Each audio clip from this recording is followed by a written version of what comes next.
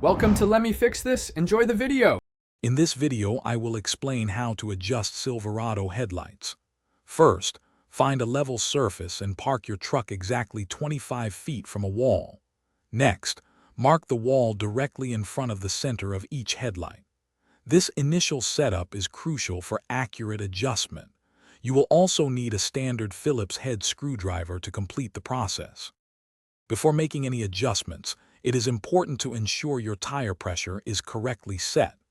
This step is often overlooked but significantly impacts headlight alignment. Next, measure the exact distance from the ground to the center of your headlight lens. Carefully transfer this precise measurement to the wall, creating a horizontal line for your reference. Now, locate the vertical adjustment screw on your Silverado's headlight assembly. This screw typically controls the up and down movement of the beam. Turning the screw clockwise will raise the headlight beam, while turning it counterclockwise will lower it. Make small adjustments, then recheck your beam pattern against the wall. After adjusting, the top of your low beam cutoff should be at or slightly below the horizontal line you marked on the wall.